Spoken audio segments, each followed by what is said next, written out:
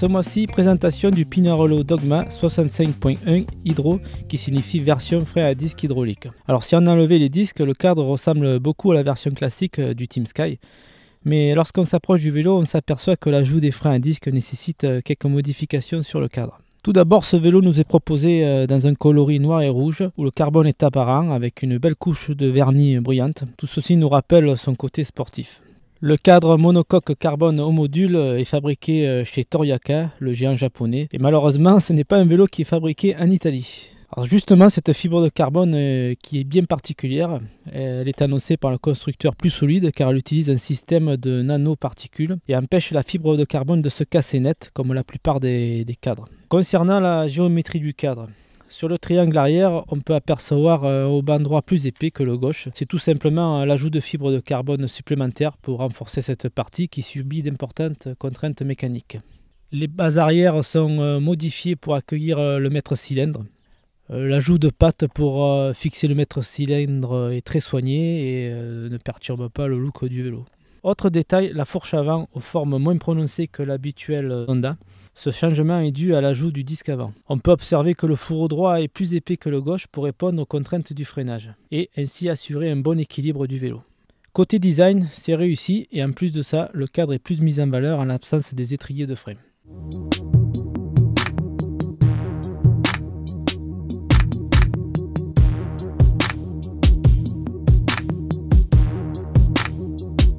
Côté composants, on retrouve des roues carbone Vision de 40 mm à boyau, associées à des disques de 160.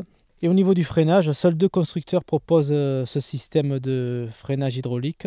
En l'occurrence, nous retrouvons un groupe DI2 Ultegra avec des leviers plus hauts pour intégrer le système hydraulique.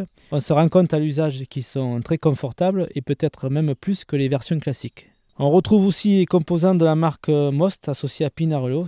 Donc cela comprend un superbe cintre et potence monobloc carbone en forme d'aile d'avion. J'ai vraiment apprécié cet ensemble qui se montre extrêmement rigide et son confort lorsque l'on met les mains en haut du guidon se montre vraiment très agréable. Également de chez Most, une tige de selle profilée qui intègre la batterie du groupe DI2.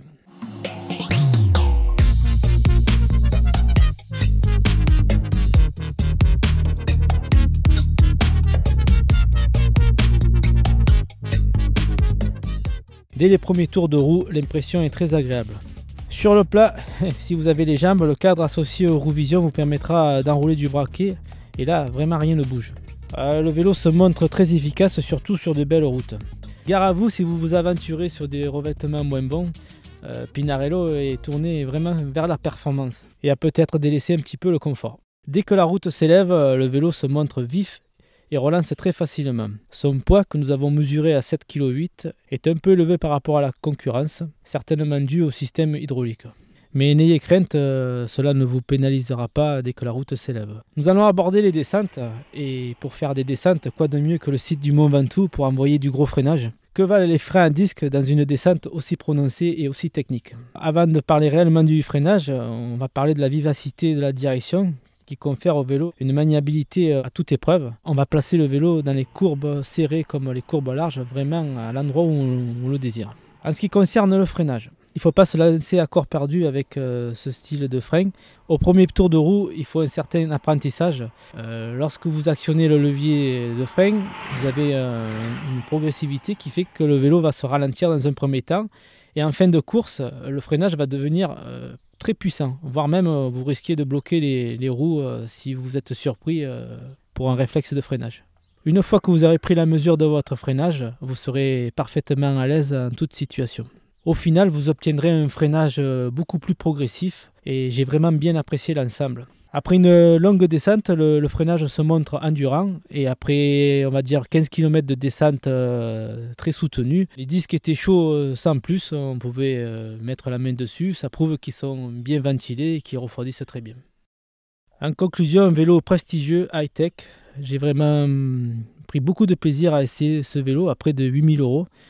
Ce qui vous motivera à aller rouler et à faire beaucoup d'envieux. Car je ne vous cache pas que j'ai suscité beaucoup d'intérêt et de curiosité de la part de cyclistes rencontrés sur les routes. En tout cas, il est fort à parier que le jour où le peloton professionnel adopte les freins à disque, on retrouvera cette technologie à grande échelle dans le milieu cyclosportif.